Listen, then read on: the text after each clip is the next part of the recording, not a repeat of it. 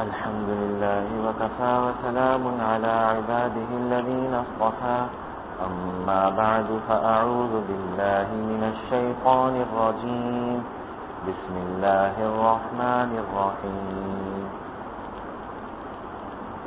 وأوحى ربك إلى النحل أن اتخذي من الجبال بيوتا ومن الشجر ومما يعرشون ثم كلي من كل الثمرات واسلكي سبل ربك ذللا يخرج من بطونها شراب مختلف ألوانه فيه شفاء للناس إن في ذلك لآية لقوم يتفكرون وقال تعالى مثل الجنة التي وعد المتقون فيها أنهار من ماء غير آسن وأنهار من لبن لم يتغير طعمه وأنهار من خمر لذة للشاربين وأنهار من عسل مصفى صدق الله العظيم.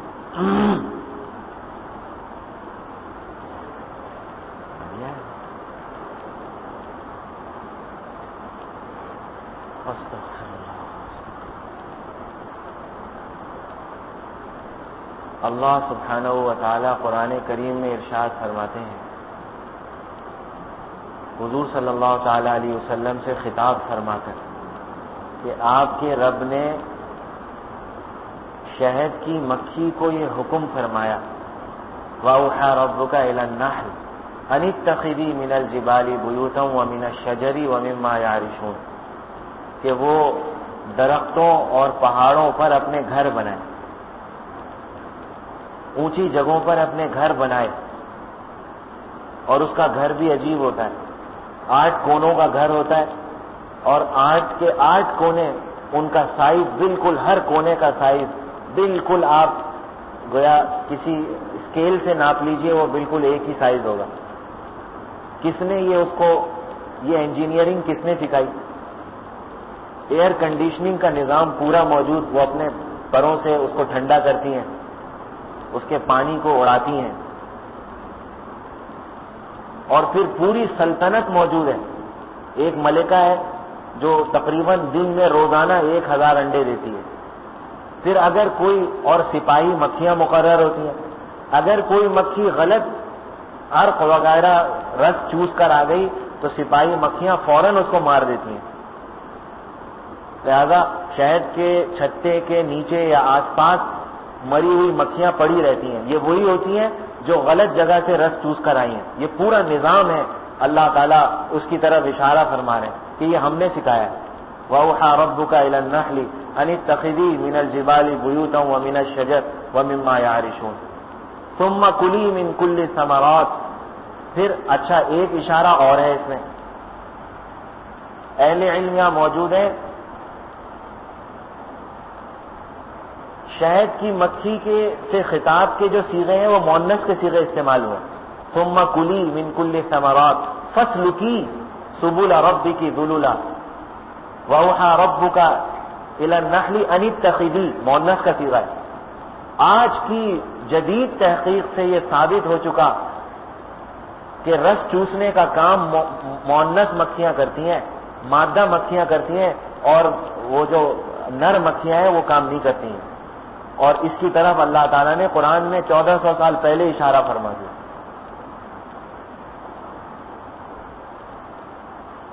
ثم کلی من کل الثمرات فاسلکی سبل ربک ذللا، پھلوں کا رس چوسے، یہ اللہ نے اس کو حکم دیا، اور جو اللہ نے اس کے لیے راستے مقرر کیے ہیں انہی راستوں پر چلتی رہے۔ اللہ اکبر، کیا مطلب ہے؟ چھتے کا کیسے بنانا ہے، اور پھر اس کو شہد کو کیسے، اس سے پانی کو کیسے اڑانا ہے پروں سے، وغیرہ وغیرہ. اور جو غلط مکھیاں جو غلط رس چوس کر آ جائیں ان کو کیسے ختم کرنا ہے، ان کو قتل کر دیا جاتا ہے. یہ فصل کی سبل ربی کی ذللا میں یہ سب داخل ہے. اور صحیح صحیح راستوں پر چلنا، یعنی باغات کی طرف جانا، اور ندی نالوں کی طرف جہاں گندا پانی ہوتا ہے وہاں آپ کو شہد کی مکھی نظر بھی نہیں آئے گی. تو یہ اللہ نے اس کے راستے مقرر کر دیے. اور فرمایا یخرج من بطونها شراب مختلف الوانه، ان مکھیوں کے پیٹوں سے مختلف رنگ کا مشروب نکلتا ہے. فیہ شفاء یعنی شہد، فیہ شفاء للناس، اس میں لوگوں کے لیے شفا ہے، تمام انسانوں کے لیے اس میں شفا ہے. یہ شفا پر جو میں نے جو ایک دن بتایا تھا وہ بعد میں یاد دلانا ہوگا، اس کی تشریح بعد میں کر دیں گے. تو یہاں وضاحت کے ساتھ اللہ سبحانہ و تعالیٰ نے قرآن کریم میں شہد کا ذکر فرمایا. اور شہد کی تو کیا بات ہے،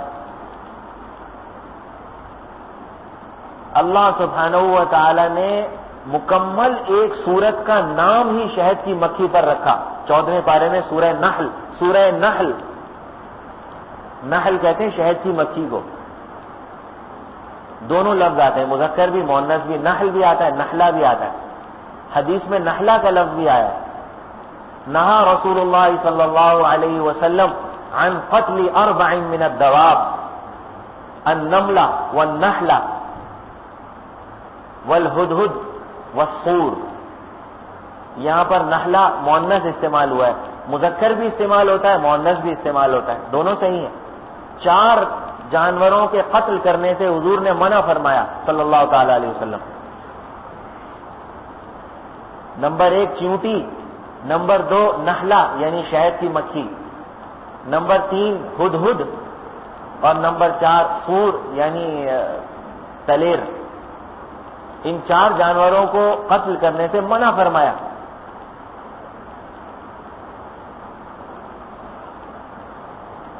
دوسری جگہ ایک اور جگہ بھی شہد کا ذکر ہے.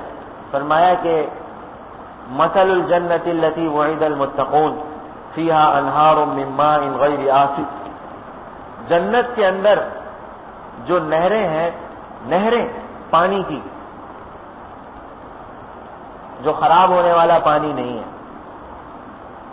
وانہار من لبن لم يتغیر طعمه، اور ایسے دودھ کی نہریں ہیں جس کا ذائقہ تبدیل نہیں ہوگا. ناگوری کا دودھ آ جائے، رکھ دیجئے ذرا، آج کل گرمیاں ہیں، فریج میں نہ رکھیے، 1 رات رکھ سکتے ہیں، اگلی صبح کو دیکھیں گے تو اس کا ذائقہ نہ صرف یہ کہ ذائقہ بدلا ہوا ہوگا، اس کی حیثیت بھی بدل چکی ہوگی، پھٹ چکا ہوگا دودھ.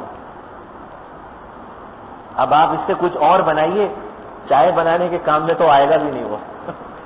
لیکن اللہ تعالیٰ فرماتے ہیں جنت میں دودھ، ایسے دودھ کی نہریں ہیں کہ اس کا ذائقہ تبدیل نہیں ہوگا. وانہار من لبن لم يتغیر طعمه وانہار من خمر لذۃ للشاربین.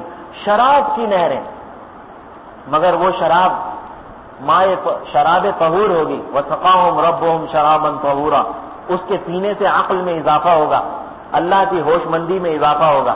یہ دنیاوی شراب نہیں کہ آدمی رشتوں کی تمیز بھول جائے.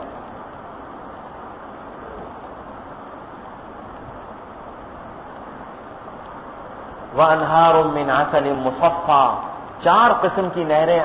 سب سے آخر میں ذکر فرمایا پاکیزہ شہد کی نہریں بھی ہوں گی جنت کے اندر. یہ قرآن میں اللہ سبحانہ و تعالی نے گویا کہ نعمتیں گنوا دی جنت کی.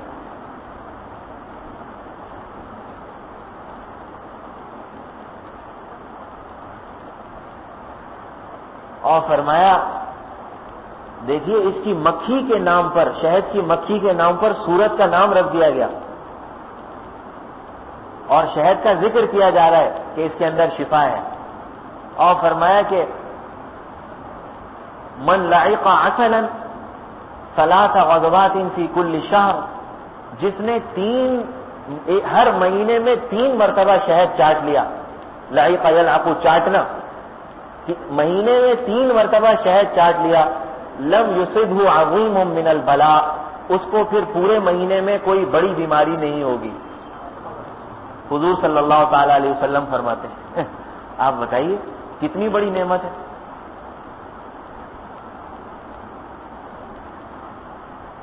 اور خود سرور عالم صلی اللہ تعالی علیہ وسلم کا معمول ساری زندگی کا معمول ہے یہ جو میں عرض کر رہا ہوں کہ آپ شہد کو نہار منہ نوش فرمایا کرتے تھے پانی میں ملا کر، یہ ساری زندگی معمول رہا۔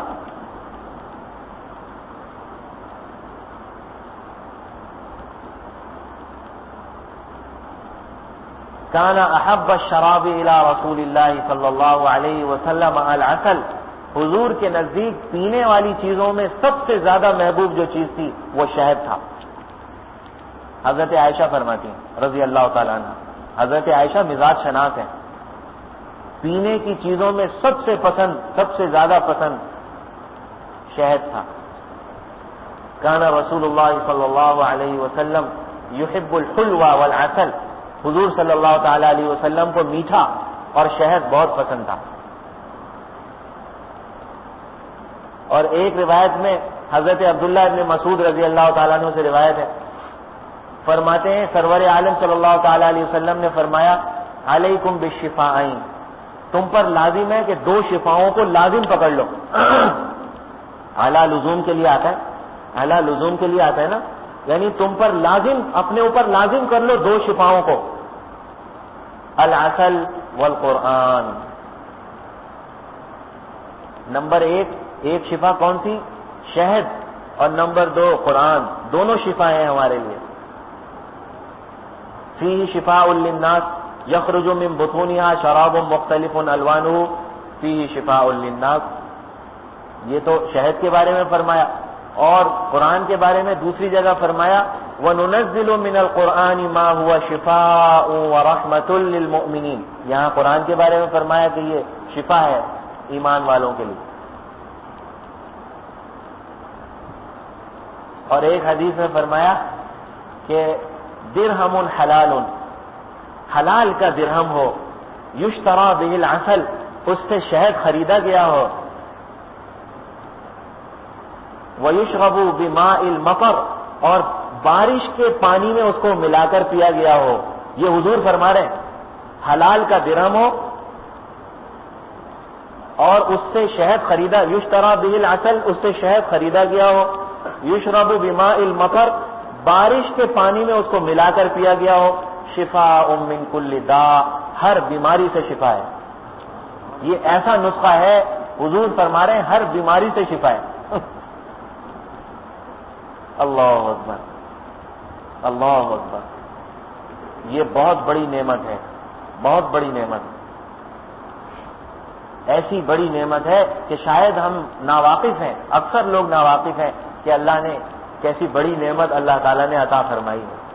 اور جس چیز کی جنت میں نہریں ہوں وہ معمولی چیز نہیں ہوتی۔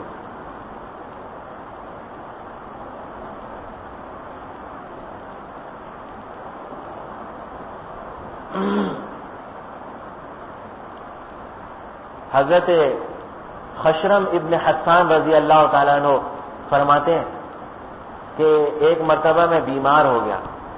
یہ غیر معروف صحابی ہیں، اکثر لوگ شاید ان کا نام بھی نہ جانتے ہوں گے، لیکن دیکھیں حضور کی محبت، دیکھیں ایک غیر معروف صحابی سے محبت کا عالم کیا ہے۔ بیمار ہوئے، حضور صلی اللہ تعالی علیہ وسلم تک پیغام پہنچوایا کہ حضور میرے لیے دعا فرما دیجئے اور دوا بھی فرما دیجئے۔ معلوم ہوا صحابہ کرام رضوان اللہ علیہم اجمعین حضور صلی اللہ تعالی علیہ وسلم سے اپنے باطن کے لیے بھی دعائیں کراتے تھے، دوائیں بھی لیتے تھے، دعائیں بھی کراتے تھے، اور ظاہر کے لیے بھی کراتے تھے۔ ایک صحابی حاضر ہوئے اور عرض کیا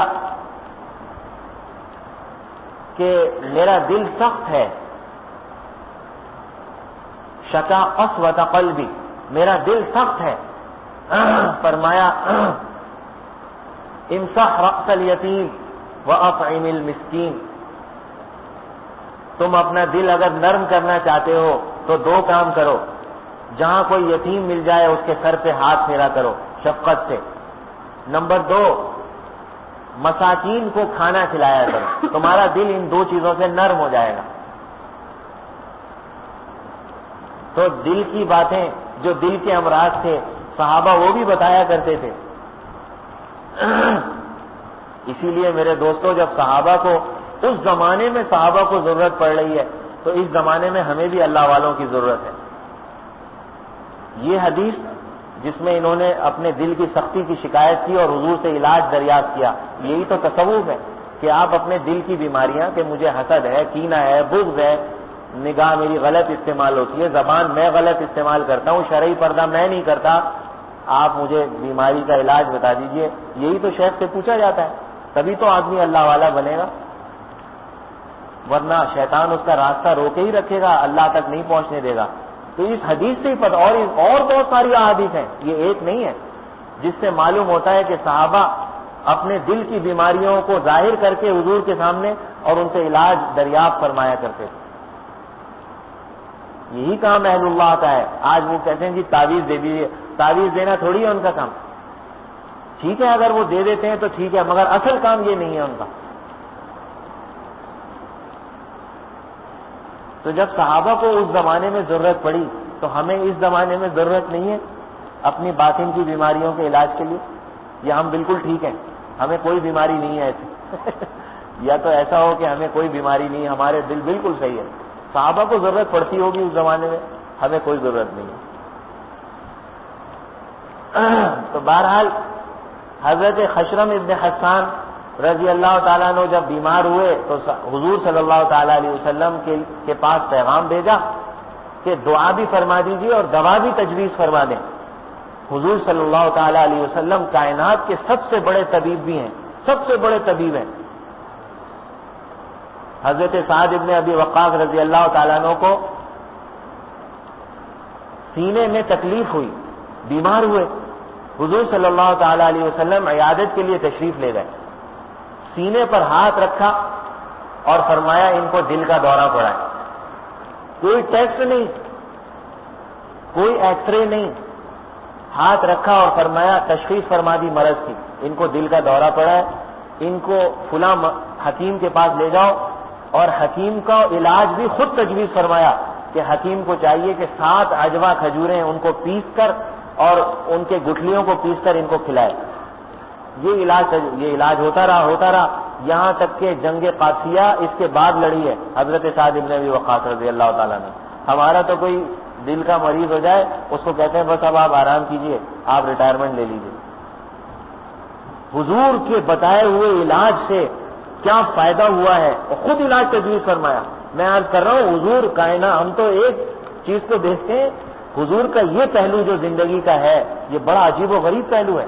حضور سب سے بڑے طبیب تھے کائنات کے، آپ سے بڑا کوئی طبیب، کوئی ڈاکٹر نہیں آیا۔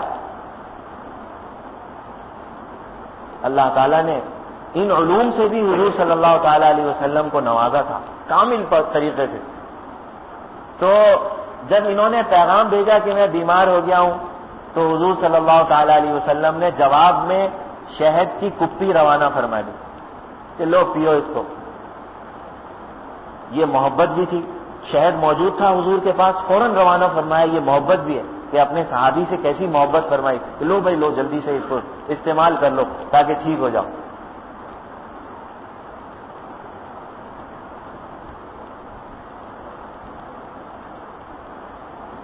حضرت عبداللہ ابن عمر رضی اللہ تعالیٰ عنہ پھوڑے اور پھنسیوں پر بھی شہد لگایا کرتے تھے۔ تو کسی نے ان سے پوچھا حضرت آپ یہ پھوڑے اور پھنسیوں پر بھی شہد لگاتے ہیں؟ تو فرمایا کیا اللہ تعالیٰ نے قرآن میں یہ نہیں فرمایا فیہ شفاء للناس کہ شہد میں لوگوں کے لیے شفا ہے؟ جب یہ فرمایا تو پھوڑے پھنسیوں میں بھی شفا ہوگی شہد لگانے سے۔ حضرت عوف ابن مالک الاشجعی رضی اللہ تعالیٰ عنہ بیمار ہو گئے، اپنے بیٹے کو حکم فرمایا کہ بیٹا دیکھو کوئی گھر تلاش کرو جہاں بارش کا پانی موجود ہو، بارش کا پانی ذخیرہ کیا ہوا ہو۔ بیٹے نے وجہ پوچھی کہ ایسا کیوں کہہ رہے ہیں؟ فرمایا کہ اللہ تعالیٰ نے بارش کے پانی کے بارے میں فرمایا ہے وَنَزَّلْنَا مِنَ السَّمَاءِ مَاءً مُبَارَكًا فَأَنبَتْنَا بِهِ جَنَّاتٍ وَحَبَّ الْحَصِيدِ، کہ یہ جو بارش کا پانی ہم نے نازل فرمایا یہ مبارک پانی ہے، برکت والا پانی ہے، اس لیے منگوا رہا ہوں۔ جب وہ بارش کا پانی کہیں سے تلاش کر کے لے آئے پڑوس میں سے، پھر فرمایا کہ اب زیتون لاؤ، زیتون کا تیل لاؤ۔ انہوں نے پھر پوچھا اس کی کیا وجہ؟ فرمایا اللہ تعالیٰ قرآن میں فرماتے ہیں من شجرۃ مبارکۃ زیتونۃ لا شرقیۃ ولا غربیہ، یہ تیل زیتون کے درخت کا تیل ہے جو کہ مبارک ہے، برکت والا ہے، لہذا اس کے بارے میں بھی اللہ تعالیٰ فرماتے ہیں یہ برکت والی چیز ہے۔ اس کا بھی انتظام ہو گیا تو فرمایا اب شہد لاؤ۔ وجہ پوچھنے پر فرمایا کہ شہد کے بارے میں بھی اللہ تعالیٰ فرماتے ہیں کہ فیہ شفاء للناس، اس میں لوگوں کے لیے شفا ہے شہد میں۔ تینوں چیزوں کو جب انتظام تینوں چیزوں کا ہو گیا، ان تینوں چیزوں کو ملایا اور ملا کر پی گئے، 3 دن میں تندرست ہو گئے۔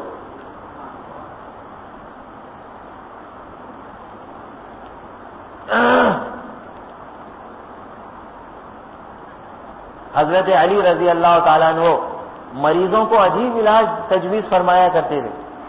کوئی مریض آ جائے بیمار، آپ کے علم میں آتا تھا تو فرماتے تھے بھائی کسی کاغذ کے اوپر قرآن کی کوئی بھی آیت لکھ لو، کیونکہ قرآن کے بارے میں اللہ تعالیٰ فرماتے ہیں وَنُنَزِّلُ مِنَ الْقُرْآنِ مَا هُوَ شِفَاءٌ وَرَحْمَةٌ لِلْمُؤْمِنِينَ، قرآن رحمت ہے اور شفا ہے، تو کوئی بھی آیت نہیں، پورا قرآن اللہ تعالیٰ پورے قرآن کے بارے میں فرما رہے ہیں، لہذا قرآن کی کوئی آیت کاغذ پر لکھ لو۔ اس کے بعد یوں کرو کہ بارش کے پانی سے اس کو دھو، اس آیت کو، اس لکھی ہوئی آیت کو، پھر دھو کر اس میں شہد ملاؤ اور پی لو، یہ فرمایا کرتے تھے، یہ علاج ہے، اور مریض تندرست ہو جاتے تھے۔ حضرت عبداللہ ابن عمر رضی اللہ تعالیٰ عنہ بھی مریضوں کو یہی اس سے ملتا جلتا علاج بتاتے تھے۔ فرمایا کہ بھائی قرآن کی آیت لکھو اور اس پر شہد ڈال دو، شہد، اور پھر اس کو زبان سے چاٹو، اسی آیت کو شہد کے ساتھ زبان سے چاٹ لو، اس کی سیاہی مل جائے گی شہد میں اور شفا ہو جائے گی انشاءاللہ۔ وہ اس سے ملتا جلتا علاج بتاتے تھے۔ تو میرے دوستو یہ بہت بڑی نعمت ہے، بہت بڑی نعمت ہے۔ روایات میں آتا ہے کہ ایک شخص سرور عالم، ایک صحابی سرور عالم صلی اللہ تعالی علیہ وسلم کے پاس حاضر ہوئے اور عرض کیا کہ میرے بھائی کو استطلاق بطن کی شکایت ہو گئی ہے، یعنی پیچش اسہال، جس کو ہم آج کل کے زمانے میں موشن کہتے ہیں، دست یا موشن کہہ دیا جاتا ہے، کہ میرے بھائی کو اس کی شکایت ہو گئی ہے۔ حضور صلی اللہ تعالی علیہ وسلم نے فرمایا کہ اس پہ ہی عسلاً، ان کو شہد پلاؤ، شہد۔ وہ گئے اور شہد پلایا، پھر واپس آئے، کہا میرے بھائی کو اس کی استطلاق بطن کی بیماری ہو گئی ہے، آپ نے فرمایا شہد پلاؤ، دوبارہ یہی فرمایا۔ انہوں نے عرض کیا کہ میں نے سقیتو، میں نے پلایا تھا، فلم یزدہ الا استطلاقا، مگر اس کے دستوں میں اور اضافہ ہو گیا۔ آپ نے فرمایا پھر پلاؤ، تیسری مرتبہ پھر یہ علاج پلاؤ۔ انہوں نے پھر پلایا، پھر آ کر عرض کیا کہ میرے بھائی کو یہی بیماری ہے، میں نے شہد، حضور نے پھر فرمایا کہ اس کہی عسلاً، اس کو شہد پلاؤ۔ فرمایا سقیتہ فلم یزدہ الا استطلاقا، میں نے اس کو پلایا تھا آپ کی تعمیل حکم میں، مگر اس کے دستوں میں اور اضافہ ہو گیا۔ 4 مرتبہ حضور صلی اللہ تعالی علیہ وسلم نے فرمایا، چاروں مرتبہ حضور نے یہی فرمایا، 5ویں مرتبہ وہ پھر حاضر ہوئے تو اس پر جوش میں آ کے فرمایا صدق اللہ وکذب بطن اخیک، اللہ نے سچ کہا ہے، تیرے بھائی کا پیٹ جھوٹ بولتا ہے۔ اللہ نے تو سچ کہا ہے، فی شفاء للناس کی طرف اشارہ تھا، لوگوں کے لیے شفا ہے شہد میں، تیرا بھائی کا پیٹ جھوٹ بولتا ہے، پھر دوبارہ شہد پلاؤ۔ 5ویں مرتبہ پھر شہد پلوایا، اب 5ویں مرتبہ میں شفا ہو گئی۔ معلوم ہوا وہ شہد جو پلواتے رہے سرور عالم صلی اللہ تعالی علیہ وسلم، وہ فاسد مادوں کو اور جراثیم کو نکال رہا تھا، اسی وجہ سے وہ بڑھ رہے تھے شہد، وہ اس کے جو دست ہیں، اس حال کی شکایت اور بڑھ رہی تھی، وہ فاسد مادے نکل رہے تھے اصل میں، یا جراثیم، اور 5ویں مرتبہ میں بالکل صحت ہو گئی، سب کچھ سارے جراثیم نکل گئے، فاسد مادوں کا اخراج ہو گیا۔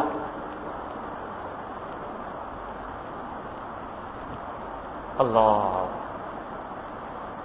اس لیے یہ اللہ سبحانہ و تعالی نے ایک مرتبہ ایسا بھی ہوا کہ سرور عالم صلی اللہ تعالی علیہ وسلم اپنے معمول کے مطابق، حضور صلی اللہ تعالی علیہ وسلم کا معمول یہ تھا کہ عصر کی نماز کے بعد اپنی بیویوں کی طرف تشریف لے جاتے تھے۔ یہ بھی آپ کا معجزہ تھا کہ تھوڑی تھوڑی دیر سب کے پاس ملتے تھے، اور جتنی دیر ایک کے پاس بیٹھتے تھے اتنی ہی دیر دوسری کے پاس بیٹھتے تھے، چاروں بیویوں سے ملتے تھے، سب سے ہی ملتے تھے۔ لہذا ایک مرتبہ سرور عالم صلی اللہ تعالی علیہ وسلم حضرت حفصہ بنت عمر رضی اللہ تعالی عنہا کے پاس تشریف لے گئے عصر کے بعد، تو وہاں معمول سے زیادہ دیر بیٹھے۔ حضرت عائشہ کو فکر ہوئی کہ بہت دیر بیٹھ گئے، کیا وجہ ہے؟ لہذا پتہ کروایا۔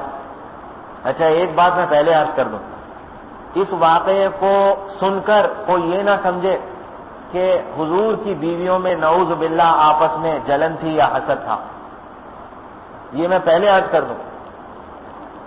نعوذ باللہ ہرگز ایسی بات نہیں تھی حضور صلی اللہ تعالی علیہ وسلم کی ازواج مطہرات میں۔ اگر ایسی بات ہوتی، بالفرض محال ایسی بات ہوتی، تو حضرت عائشہ رضی اللہ تعالی عنہا پر تہمت لگائی گئی، منافقوں نے تہمت لگائی، وہ طویل واقعہ ہے۔ حضور صلی اللہ تعالی علیہ وسلم نے اپنی بیویوں سے بھی پوچھا، دوسری بیویوں سے، بتاؤ تمہارا عائشہ کے بارے میں کیا خیال ہے، بتاؤ تمہارا عائشہ کے بارے میں کیا خیال ہے، بیویوں سے پوچھتے رہے۔ تو ساری بیویوں نے عرض کیا کہ ہم عائشہ میں سوائے خیر کے اور کچھ نہیں دیکھتے۔ حالانکہ سوکن ہے، یہ تو موقع تھا الزام لگانے کا کہ ہاں یہ ہے ہی ایسی، جن کے بارے میں الزام لگایا گیا بالکل صحیح ہے، لیکن نہیں، عرض کیا ہم عائشہ میں خیر کے علاوہ کچھ نہیں دیکھتے، عائشہ ایسی نہیں ہو سکتی۔ کسی نے یوں کہہ دیا عائشہ بہت نیک خاتون ہے، یہ الزام غلط ہے۔ اگر بالفرض محال حسد ہوتا، آپس میں جلن ہوتی، تو یہ موقع تھا حسد نکالنے کا، مگر نہیں نکالا۔ ارے ہمارے نبی کی بیویاں تھیں، مومنوں کی مائیں تھیں وہ، لہذا حضرت عائشہ رضی اللہ تعالی عنہا نے کسی کو بھیج کر پتہ کروایا کہ اتنی دیر کیوں لگ گئی حفصہ رضی اللہ تعالی عنہ کے پاس۔ تو جس کو بھیجا تھا اس نے آ کر اطلاع دی کہ حضرت حفصہ جو حضرت عمر کی صاحبزادی تھیں، ان کی قوم کی کسی عورت نے ان کو شہد کی کپی تحفے میں بھیجی ہے، تو وہ شہد کا شربت ملا کر، اس پانی میں ملا کر شربت بنا کر حضور کو پلا رہی ہیں، اس وجہ سے حضور زیادہ دیر بیٹھ گئے۔ انہوں نے فرمایا اچھا یہ بات ہے، لہذا انہوں نے باقی 2 بیویوں کو بلایا، حضرت سودا کو اور حضرت صفیہ کو، اور حضرت سودا رضی اللہ تعالی عنہا سے فرمایا، اور انہوں نے پہلے یوں فرمایا کہ میں اس کا ضرور جواب دوں گی، یہ تو اصل میں حضور کی محبت میں مقابلہ ہوتا تھا، اس کو یوں سمجھیے کہ حضور کی محبت میں مقابلہ ہوتا تھا۔ ارے شوہر ہی ایسا ملا تھا کہ آج تک کسی کو ایسا شوہر نہیں ملا، تو وہ چاہتی تھی ہم سے زیادہ ہمارے اوپر زیادہ توجہ رہے، وہ چاہتی تھی ہمارے سے زیادہ محبت ہو، بس یہ مقابلہ تھا، حسد جلن تھوڑی تھی۔ ارے بھائی ان بچوں کو روکو بھائی، دیکھو مشکل ہو رہی ہے اس سے، کس کے ساتھ ہیں یہ؟ تو وہ فرمایا کہ میں اس کا ضرور جواب دوں گی، اور پھر حضرت سودا رضی اللہ تعالی عنہا کو اور حضرت صفیہ کو بلایا اور ان کو سمجھایا کہ دیکھو اب حضور صلی اللہ تعالی علیہ وسلم ہم تینوں کی طرف تشریف لائیں گے، تو جب تمہارے پاس آئیں تو تم یہ کہنا کہ آپ کے منہ میں سے بدبو آ رہی ہے۔ جب تم یہ کہو گی، اب دیکھیے حضرت عائشہ چونکہ مزاج شناس تھیں، تو تو فرمایا جب تم یہ کہو گی نا تو حضور یوں کہیں گے. ان کو پہلے ہی سے پتا تھا کہ حضور یوں فرمائیں گے. یہ ہے محبت مزاج شناسی کی علامت. تو جب تم یہ کہو گی کہ تم یوں کہنا کہ آپ کے منہ میں سے بدبو آ رہی ہے. جب تم یہ کہو گی تو حضور صلی اللہ تعالی علیہ وسلم فرمائیں گے کہ نہیں میں نے تو حفصہ کے ہاں سے شہد پیا ہے. تو تم یوں کہنا اچھا ہو سکتا ہے شہد کی مکھی نے عرفت کی جھاڑیوں سے مغافیر کو بھی چوس لیا ہوگا. عرفت کی جھاڑیاں تھیں. عرفت ایک جھاڑی کا نام، ایک نسل ہے جھاڑی کی. اس میں سے ایک گوند نکلتی تھی. گوند جھاڑیوں کے تنوں پر آپ نے دیکھا ہوگا اگر کسی چیز سے چوٹ لگ جائے تو گوند نکلتی ہے. تو اس کو مغافیر، عرفت کی جھاڑیوں سے ایک گوند نکلتی تھی جس کا نام مغافیر تھا اور وہ بہت بدبودار گوند تھی، اس میں بدبو تھی. تو حضرت عائشہ نے سمجھایا دیکھو تم یوں کہنا کہ آپ کے منہ سے مغافیر کی بو آ رہی ہے. تو حضور فوراً یوں فرمائیں گے میں نے تو حفصہ کے ہاں سے شہد پیا ہے. تو پھر تم یوں کہنا کہ اچھا شاید شہد کی مکھی نے مغافیر کو بھی چوس لیا ہوگا عرفت کی جھاڑیوں سے. تو تم یوں کہہ دینا. حضرت سودا سے بھی فرمایا تم بھی یوں کہہ دینا، اور حضرت صفیہ رضی اللہ تعالیٰ عنہ سے بھی فرمایا تم بھی یوں ہی کہہ دینا. بالکل یہی الفاظ تم بھی کہنا جب تمہارے پاس آئے، اور میں بھی یوں ہی کہوں گی. ہم تینوں ایسے ہی کریں گے. ابھی یہ باتیں چل ہی رہی تھی کہ حضور صلی اللہ تعالی علیہ وسلم پہنچ گئے، تشریف لے آئے. تو حضرت عائشہ فرماتی ہے میں نے چاہا کہ حضور سب سے پہل میں کروں کہ آپ کے منہ سے بدبو آ رہی ہے مغافیر کی، لیکن حضور صلی اللہ تعالی علیہ وسلم اتنے میں حضرت سودا سے قریب ہو گئے، لہذا ہم دونوں الگ ہو گئیں، باقی بیویاں الگ چلی گئیں اپنے حجروں میں. تو حضرت سودا نے منصوبے کے مطابق عرض کیا کہ آپ کے منہ سے مغافیر کی بو آ رہی ہے. حضور صلی اللہ تعالی علیہ وسلم نے بالکل وہی جواب دیا جو حضرت عائشہ کی پیش گوئی تھی. آپ نے فرمایا میں نے تو حفصہ کے ہاں میں نے تو حفصہ کے ہاں شہد پیا ہے. اس پر حضرت سودا نے عرض کیا کہ اچھا شاید شہد کی مکھی نے عرفت کی جھاڑیوں سے مغافیر بھی چوس لی ہوگی. پھر اس کے بعد حضرت صفیہ رضی اللہ تعالیٰ عنہ کے پاس تشریف لے گئے. انہوں نے بھی یہی بات کہی اور حضور صلی اللہ تعالیٰ علیہ وسلم نے وہی کلمات دوبارہ دہرائے. حضرت عائشہ کے پاس تشریف لے گئے. انہوں نے بھی یہی بات کہی. اب اگلے دن جب معمول کے مطابق حضرت حفصہ کے ہاں پہنچے تو وہ شہد جو ان کی برادری کی کسی عورت نے بھجوایا تھا وہ اب تک باقی تھا. انہوں نے پھر عرض کیا کہ شہد پلاؤں آپ کو؟ تو آپ نے فرمایا لا حاجت لی فیہ، لا حاجت لی فیہ، مجھے اب شہد پینے کی کوئی حاجت نہیں. اور حضور صلی اللہ تعالی علیہ وسلم نے اپنے اوپر شہد کو گویا حرام کر لیا. جب یہ اطلاع ان تین بیویوں کو پہنچی تو حضرت سودا، یہ تینوں بیٹھی ہوئی تھیں، حضرت سودا نے عرض فرمایا ارے ہم نے اپنے شوہر پر، حضور صلی اللہ تعالی علیہ وسلم پر شہد جیسی نعمت کو حرام کروا دیا. تو حضرت عائشہ نے فرمایا اسکتی، چپ رہ.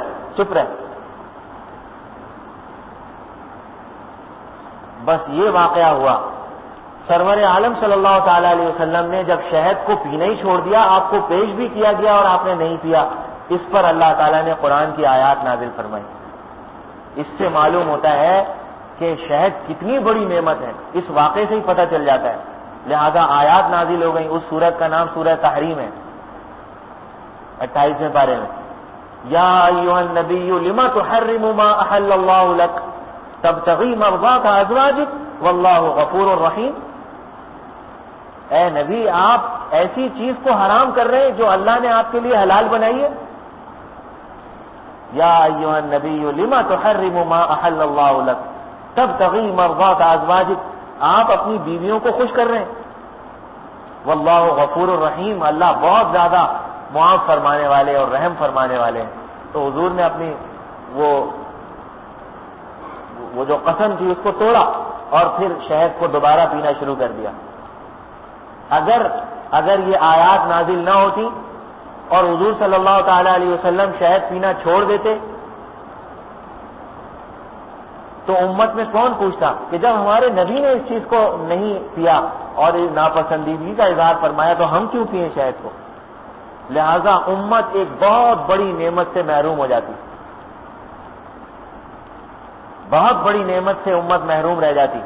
لہذا اللہ تعالیٰ نے تنبیہ فرمائی، محبوبانہ تنبیہ کہتے ہیں اس کو، محبوبانہ تنبیہ، محبت میں شکوہ، محبوبانہ شکوہ جو عاشق اور محبوب میں ہوتا ہے، محبوبانہ شکوہ گلے شکوے ہوتے ہیں، اس میں بھی محبت کی چاشنی ہوتی ہے۔ یا ایھا النبی لما تحرم، قرآن میں چند مواقع ایسے ہیں جہاں اللہ تعالیٰ نے محبوبانہ شکوہ فرمایا ہے حضور صلی اللہ تعالیٰ علیہ وسلم سے، بالکل اس طرح جیسے کوئی عاشق اپنے محبوب سے محبت کے انداز میں شکوے کرے، گلے شکوے ہوتے ہی ہیں محبت میں۔ یا ایھا النبی لما تحرم ما احل اللہ لک، یہ قرآن کی آیات نازل ہو گئی۔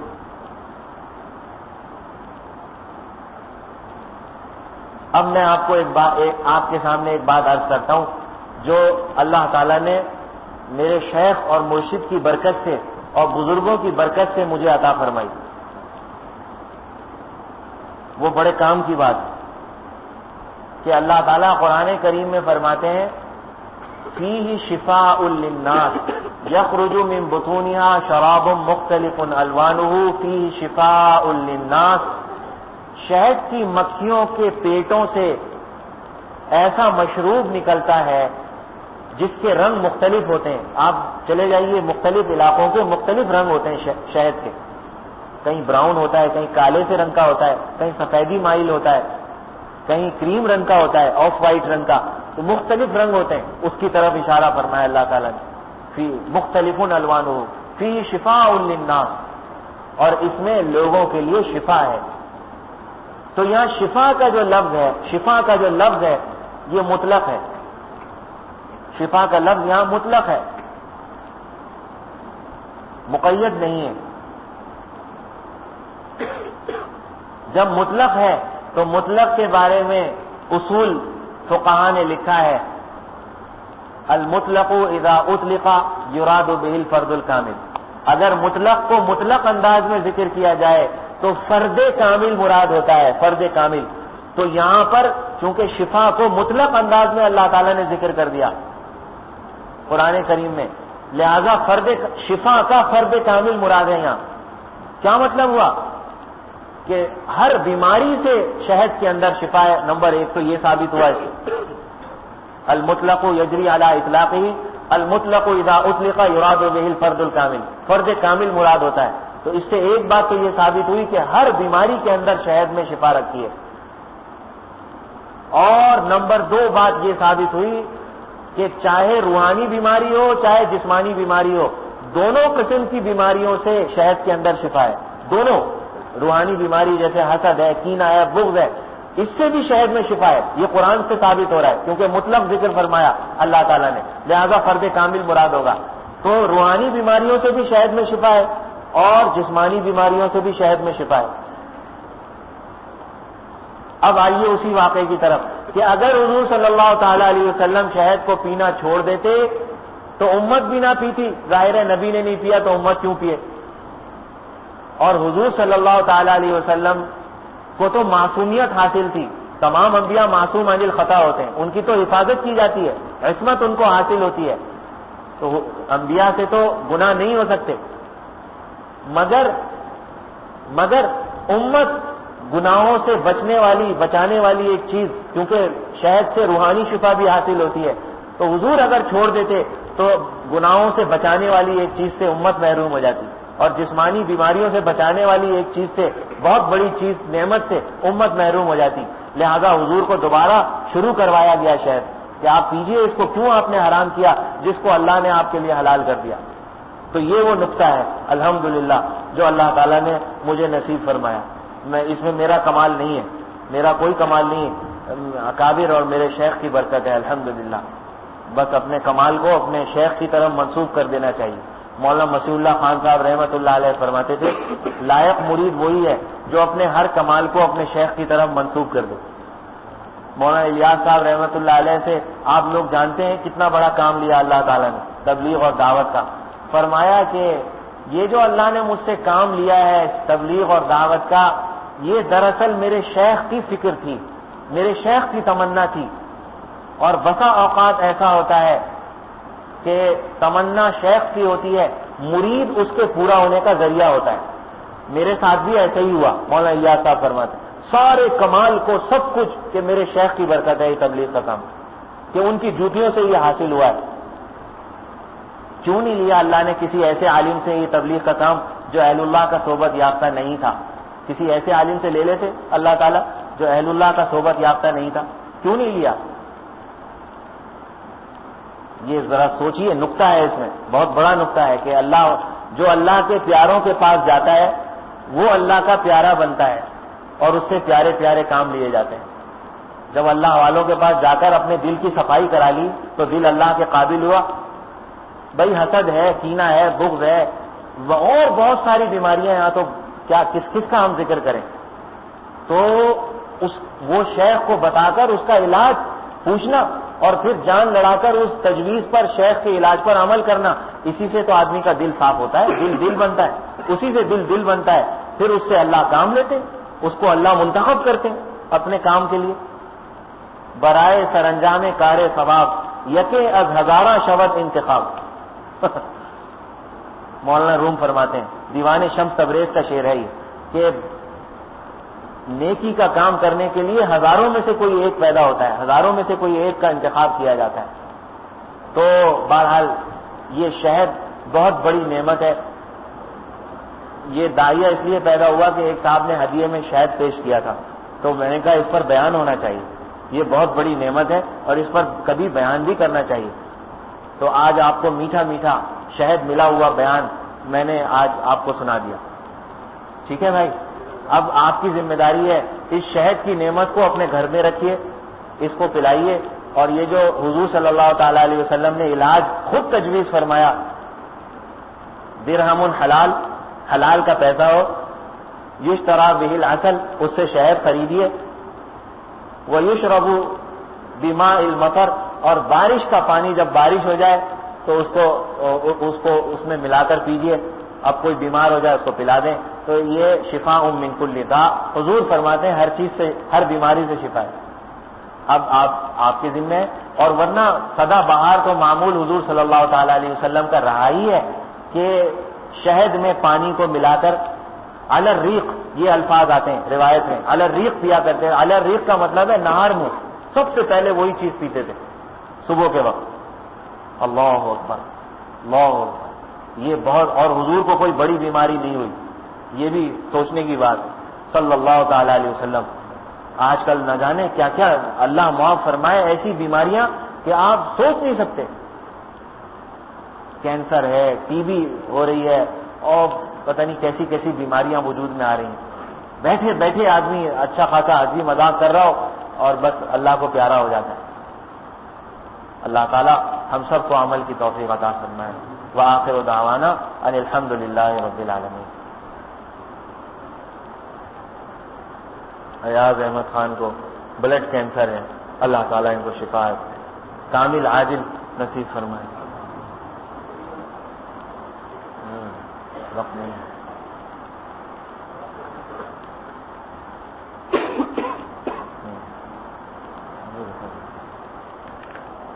الحمد للہ رب العالمین، سبحان اللہ وبحمدہ، سبحان اللہ العظیم، جزا اللہ عنا سیدنا محمد وآلہ۔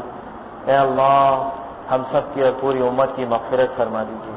اے اللہ ہمارے گناہوں کو معاف فرما دیجیے، ہم کو اپنا بنا لیجیے، آپ ہمارے ہو جائیے۔ اے اللہ ہم سب کو، ہمارے گھر والوں کو، ہمارے اعزاء اقربا کو، امت کے ایک ایک فرد کو اولیاء صدیقین کی آخری سرحد تک پہنچا دیجیے۔ اے اللہ اپنے عاشقوں والا دل ہم سب کو نصیب فرما دیجیے، اولیاء اللہ والا دل اے اللہ ہم سب کو نصیب فرما دیجیے۔ اے اللہ گناہوں سے نفرت نصیب فرما دیجیے، نفس اور شیطان کی غلامی سے اے اللہ ہم سب کو نکال لیجیے۔ اے اللہ اپنی اور اپنے حبیب سرور عالم صلی اللہ تعالی علیہ وسلم کی غلامی نصیب فرما دیجیے۔